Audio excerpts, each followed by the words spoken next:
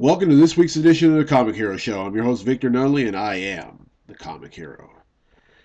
Well, this is the baseball jersey, ladies and gentlemen. Have a good look at it.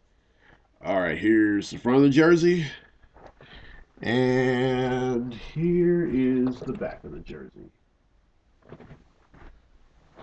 All right, that'll be the last of the jerseys that I'll be wearing for a while. All right, well, it's the month of April. It's the second full week of April, or rather, the second week. Um, Spring's in the air. April showers. We're already seeing flowers, although it's not May yet. Um, I just went to see Captain America: The Winter Soldier, and I'm going to talk about that as well as some other things. So, without further ado, let the raining begin. What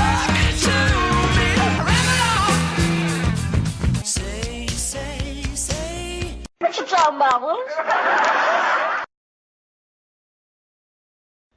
All right, the first thing I want to talk about is Captain America: The Winter Soldier. This just came out in theaters this past Friday. I went to see it, and I think it was a great movie. It wasn't as great as Captain America: The Winter Soldier, but the casting was great. Of course, Chris Evans reprised his role as Captain America. Um, Scarlett Johansson as the Black Widow. Samuel L. Jackson as Nick Fury. Um, I just think the movie was great. And then the music that went along with it was great. However, it wasn't Alan Silvestri this time. Um, and the plot was very interesting. Who would have thought that Hydra would have operated within Shield for many decades? This was all set up by Arnim Zola, who at the time was imprisoned by Shield, but then later became an agent of Shield, but then showed his true colors.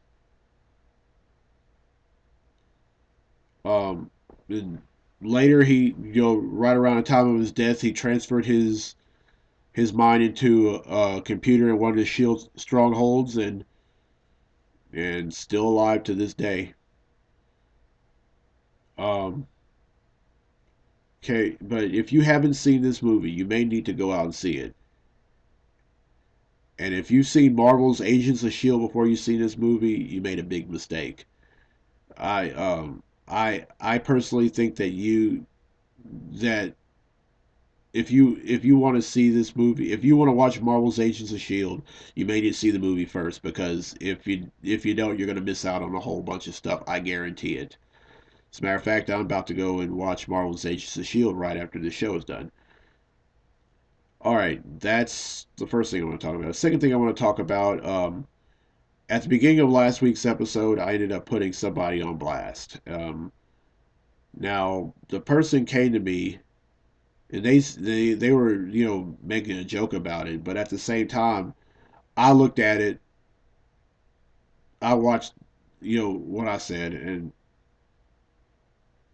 I'm sorry that there was really no reason for me to have done that.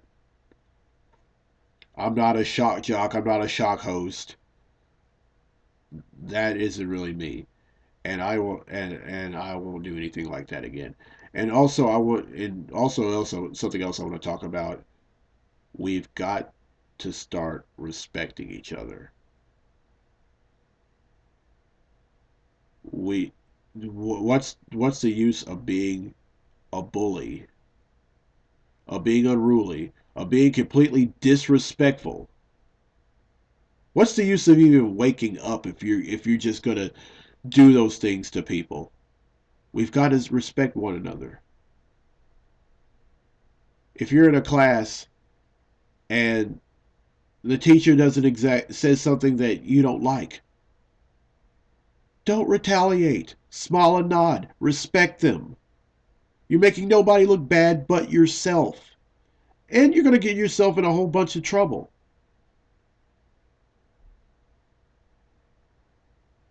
We've got to respect one another, y'all.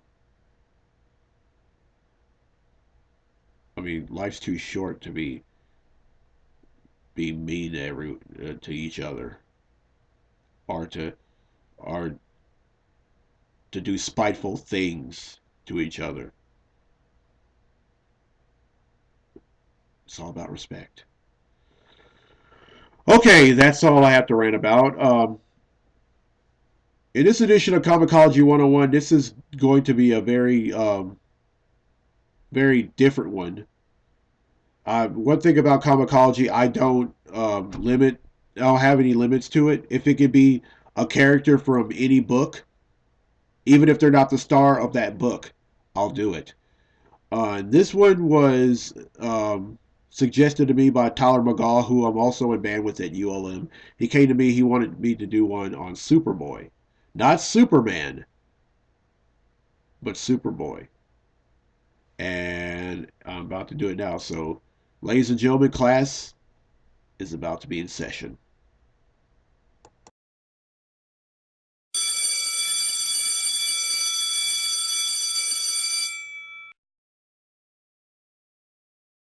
Welcome to this week's segment of Comicology 101. This week, I'll be talking about the Boy of Steel, Superboy. The original pitch for a Superboy character was made by Jerry Siegel without Joe Shuster in November of 1938. The idea was turned down by DC, and the publisher again rejected a second, more detailed pitch by Siegel 2 years later. After the appeal of kid superheroes had been demonstrated by the success of Robin, DC reversed itself in late 1944 and started publishing a Superboy feature in an effort to expand the Superman franchise by presenting a version of the character to whom young readers could easily relate. Superboy first appeared in More Fun Comics number 101 in 1944. Though Joe Shuster supplied the art, the Superboy feature was published without the input or approval of Jerry Siegel, who was serving in World War II. In early 1946, Superboy moved to Adventure Comics, where he debuted in issue number 103 in April of 1946 as the lead feature for the anthology comic, and he remained the headlining feature for over 200 issues. Stories in Adventure Comics treat Superboy as essentially a junior version of Superman. To that end, he wears the Superman costume and his alter ego Clark Kent wears glasses as a disguise for his civilian identity. Superboy is the superhero of Clark's hometown of Smallville and grows up under the guidance of his foster parents, Martha and Jonathan Kent. Superboy's adventures in Adventure Comics include the story of how he is reunited with his pet superdog, Krypto. The story of how his friend, the teenage scientist Lex Luthor, becomes his most bitter foe, and how Superboy joins the 30th Century Legion of Superheroes. The popular Legion spun off from Superboy into its own feature, which debuted in Adventure Comics number 300 in September of 1962. The feature soon dominated the comic and forced out original Superboy features, with the last new Superboy story appearing in number 315 in December of 1963. Superboy continued to appear in the comic in reprinted stories as a member of the Legion until the Legion's final issue, Adventure Comics number 380, in May of 1969. 4 years after his debut, Superboy became only the sixth DC superhero to receive his own comic book when Superboy number 1 was published in May and April of 1949. The series became the first new DC superhero title to succeed since World War II. Superboy saw the debuts of the first Super Baby story about Clark's adventures as a superpowered toddler, and one of Clark's two closest friends, Lana Lang, who also serves as a romantic interest for Superboy, and Pete Ross, who later discovers and helps protect Clark's secret identity. Other notable stories to appear in Superboy include the story of the first Bizarro, and the first appearance of the Legion of Superheroes members Mon-El and Ultra Boy. After the Legion pushed new Superboy stories out in Adventure Comics in 1963, Superboy became the only comic book to feature original Superboy stories. Less than 2 years after the Legion itself left Adventure Comics, Superboy became the Legion's new home. Starting with Superboy number 172 in March of 1971, the Legion appeared as an occasional backup feature. Once again, the Legion feature proved so popular that by Superboy number 197 in September of 1973, the Legion had become the lead feature, and with the next issue, the title's only feature. Although from number 197, the cover logo read Superboy starring the Legion of Superheroes and replaced the starring with number 222, and the official title of the comic remained Superboy until number 231 of September of 1977, when the comic became Superboy and the Legion of Superheroes. In issue number 259 in January of 1980, Superboy left the Legion and his name was dropped from the title altogether, which now became simply the Legion of Superheroes. Though Superboy still periodically appeared in the series that once bore his name, the series remained a Legion title until its final issue, number 354, in 1987. After the Legion took over Superboy, the Superboy feature was nearly morbid until the late 1970s, when it appeared in two short runs, first in Adventure Comics again, and then in Superman Family. Then, in the same month, Superboy left the Legion in Legion of Superheroes number 259 in January of 1980. A new series entitled The New Adventures of Superboy debuted, with the first issue depicting Clark Kent celebrating his 16th birthday. Published monthly, this title lasted for 54 issues until 1984. Between issues number 28 and number 49, the series also featured Doll H for Hero as a backup. Several months after the last issue of The New Adventures of Superboy, a 4-issue miniseries was published called Superman: The Secret Years in 1985, which tells the story of how Superboy becomes Superman during his junior year of college. Shortly after the miniseries was published, Superboy's career was discarded from Superman's continuity after the 1985-1986 limited series Crisis on Infinite Earths and writer John Byrne's 1986 revamp of Superman's origin, The Man of Steel.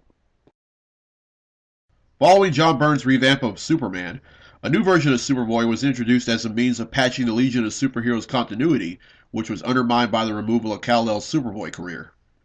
This Superboy is said to have been created by the Time Trapper, one of the Legion's greatest enemies, when he notices that the great youthful hero they take inspiration from does not start his career until he is an adult. Wishing to preserve this history due to his own history's connection to the Legion's past, the Trapper takes a sliver of time from the ancient universe and uses it to craft a pocket universe in which Earth and Krypton are the only inhabited planets. Whenever the Legionnaires travel back in time, they travel to the 20th century of the pocket universe, not the DC universe. From birth until the Crisis of Infinite Earths, Superboy's life is similar to the life of the original Superboy. When the universe-destroying crisis strikes, Superboy lacks the power to save his Earth, but the Time Trapper can do so, provided Kal-El can capture the Legion. Superboy reluctantly agrees. After a battle with the post-crisis Superman, during which Superman is drastically overpowered by Superboy's pre-crisis strength while managing to keep Superboy on his toes due to his superior experience, Superboy realizes he can't turn on his friends and instead helps the Legionnaires defeat the Trapper. Using a device the Trapper employed to stave off Earth's destruction, Superboy saves the Earth, but only at the cost of his own life. His dying act is to return the Legion to their century and Earth, where he is later buried. Later editorial mandates that removed Superboy from the history of the Legion led to the story where the Time Trapper is apparently erased from history, wiping out the Pocket Universe, and that universe's Superboy from existence. However, by that time, the Pocket Universe itself was required for such things as the entire Superman in Exile storyline, which introduced the Eradicator as well as the Matrix Supergirl. In fact, it was later revealed that very same year that both the Time Trapper and his Pocket Universe survived Mon-El's attack, and that he'd been trying to use Glorith as a way to return to power, only to be literally consumed by her, resulting in her stepping into his role. In the Time and Time Again saga in 1991, it is shown that both Superman and the Legion still remember the Pocket Universe Superboy, so the editorial mandate was basically being ignored within a year. This version of Superboy was later seen during the events of Zero Hour. He was time displaced in the 30th century, where he saw various incarnations of the Legion of Superheroes before being displaced, again in present-day Smallville, where he encountered a still young and inexperienced modern-day clone of Superboy, this being Kon-El. Thinking he was somehow in his own future, and he was confused to see another Superboy and fought him until coming to realize that something bigger was going on. After talking about it with the modern Superboy, the Pocket Universe Superboy vanished back to its proper time in reality. This Superboy was later retconned to have been the Earth 1 Superboy. In 1985, during the Crisis on Infinite Earths crossover event, another Superboy was created. This Superboy hails from the planet Earth known as Earth Prime, where Superman and the other DC superheroes only exist as fictional comic book characters. Brought over from his dimension by Superman to aid the universe-spanning battle at the heart of the crisis, Superboy helps the Earth 2 Superman defeat the Anti-Monitor, the villain who spawned the crisis. With their whole dimensions destroyed, Superboy, Superman of Earth 2, and his wife Lois Lane, and Alexander Luthor Jr. of Earth 3 journey to a paradise dimension. Published 2 decades later in DC's 2006 Infinite Crisis miniseries, Superboy, Alex, Superman of Earth 2, and Lois are retroactively revealed to have been watching the DC Universe since they entered this paradise. Unhappy with what they've been seeing, they decided to take action and return to the post-crisis DC Universe. Feeling that this world's heroes were inferior, he feels no qualms about committing wanton acts of destruction, kidnapping, and murder. In the end, Superboy Prime is pulled into the core of a red sun by both Superman of Earth 2 and the Superman of the main DC universe.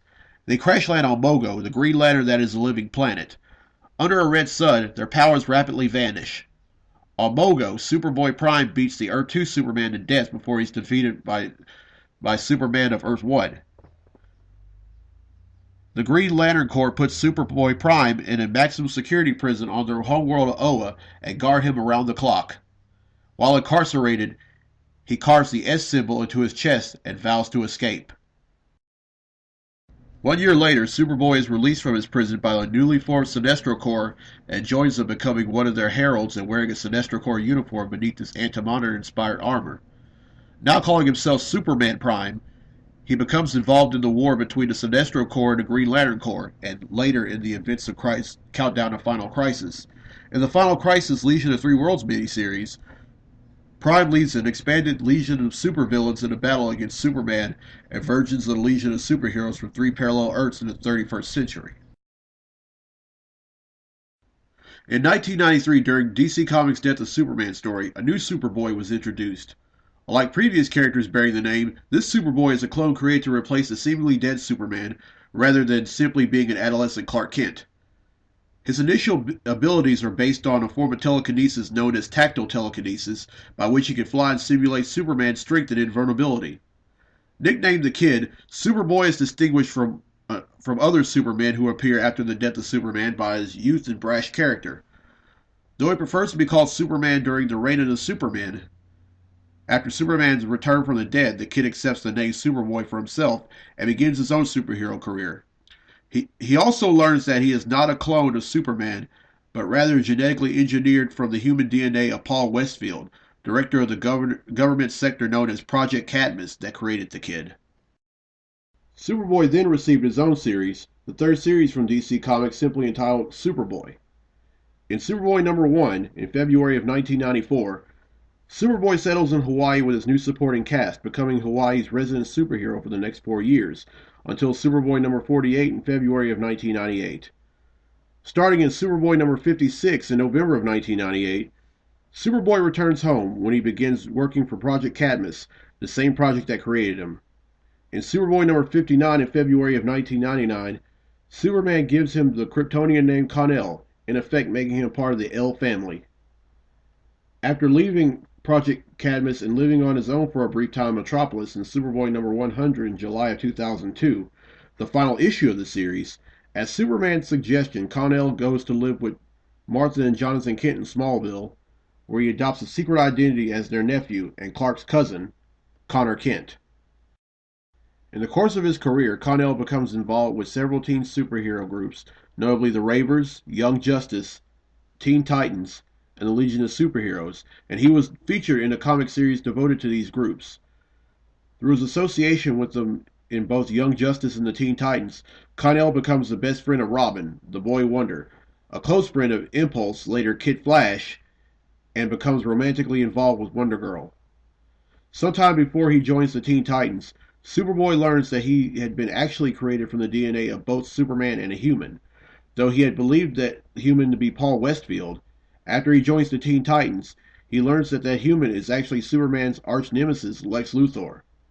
Moreover, as the clone Superboy was developing, he was brainwashed so that Luthor could have a sleeper agent among the superhero community.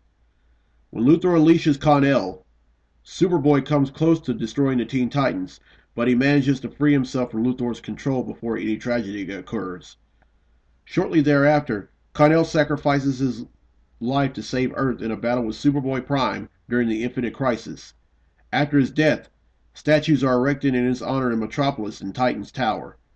Though he coerced Superboy into serving his own purposes, Luthor continues to claim that he views Kal-El as his son.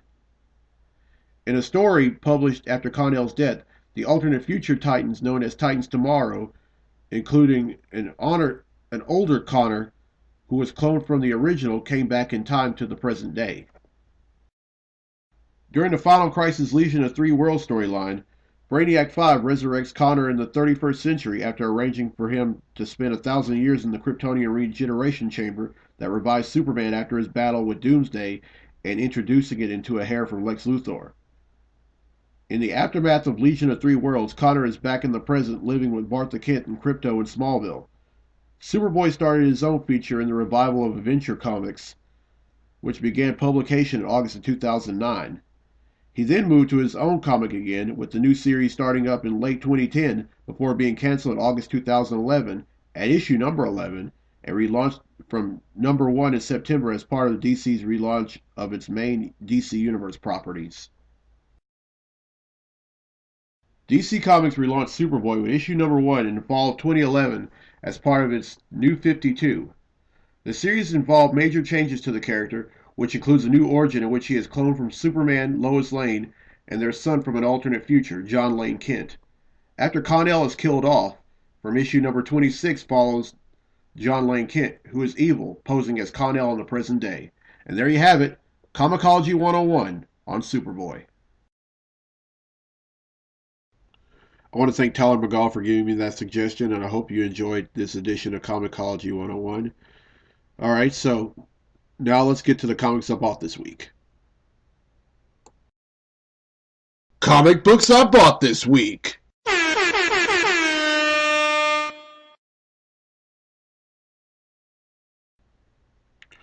First up is Batman number 29.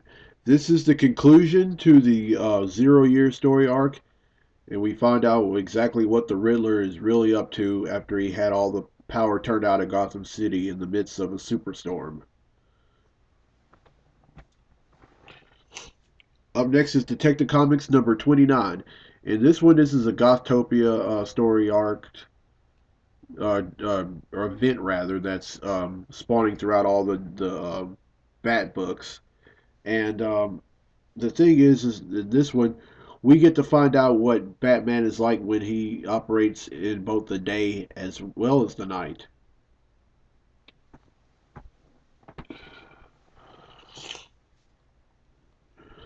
Next up is Aquaman number 28. Now, in the previous issue, we see that Aquaman is fighting a is gargantuous sea monster, but now he's going up against a whole league of sharks who aren't really going to buy into being any telepathic communication by Aquaman. I tell you, Jeff Parker, who has taken over the writing chores from Jeff Johns, from what I've read, he's picking up where Johns has left off, and I can't say that he's a good writer as Johns. I don't think to be honest, I don't think there is a writer as good as Johns, but he's doing his book just as much justice as Johns did. Up next is Green Lantern Corps number 30. Now we find out who the traitor is among the Green Lantern Corps after there had been speculation that there was a traitor among them in the previous few issues.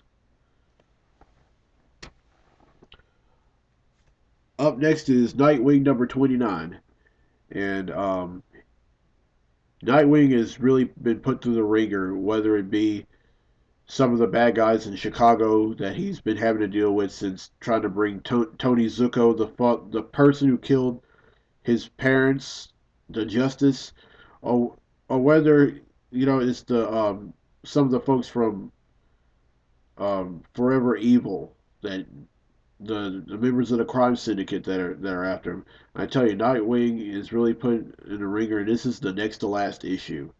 Whether he lives or whether he dies, that really won't be revealed until Forever Evil #6, which comes out later this month. Next up is Fantastic Four #2. This is the newest volume of the book, and the opening story arc is called "The End of the Fantastic Four." And this cover pretty much suggested, in the first issue, Reed and Sue are writing letters to their children, Franklin and Valeria. It's pretty much in case we don't come back, or you know, stuff like that.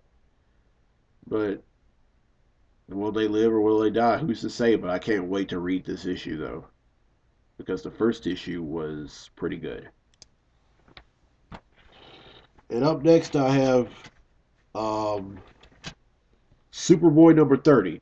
Now, this issue, he finally leaves the 31st century where he and the other Teen Titans are, and he arrives in New York for one sole purpose: to find his parents, which are Superman and Lois Lane, only so he can be able to cure himself. Because even though he was put in cryostasis by Nowhere, which is the organization that cloned the other Superboy from, that's responsible for cloning Superboy from him. Well, he was healing up for a time, but now his body's starting to degenerate, and the only way to cure himself is with both Superman and Lois's DNA. But the question is, will he just get a sample of DNA, or will he kill them to do it? Come on, he has all of Superman's powers plus tactile telekinesis. He could possibly kill Superman if he wanted to. Although let's hope he doesn't.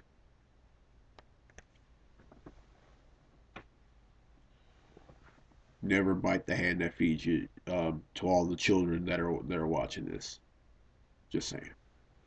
Okay, up next is Red Lanterns #27. This is um this is a standalone issue. This features the newest member of the Red Lanterns, which is Guy Gardner, and he is finally met up with Ice, who happens to be his his ex girlfriend, and Ice is pretty much trying to get Guy to leave the Red Lantern Corps because, well, it's just not him. At first, Guy was actually joining the Red Lantern Corps as undercover as a member of the Green Lantern Corps, but now it seems like he's given into the Ring of Rage.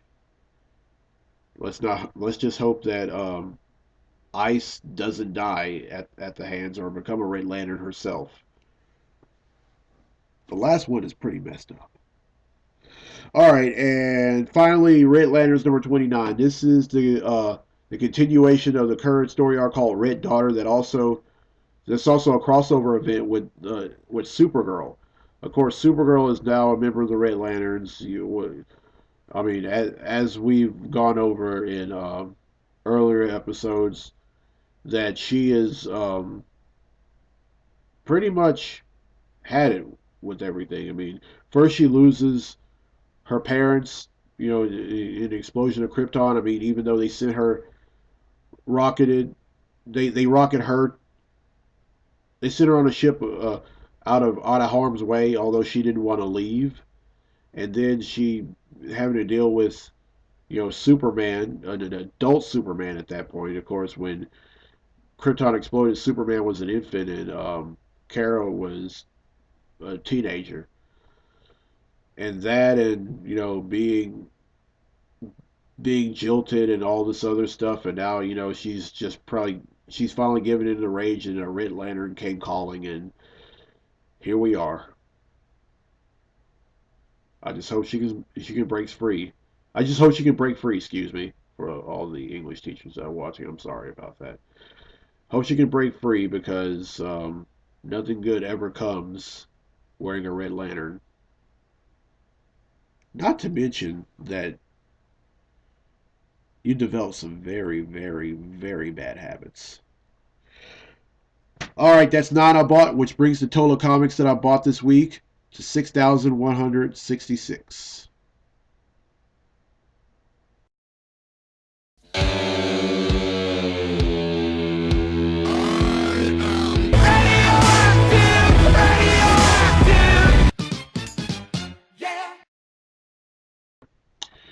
Well, I hope you enjoyed this week's episode of the Comic Hero Show.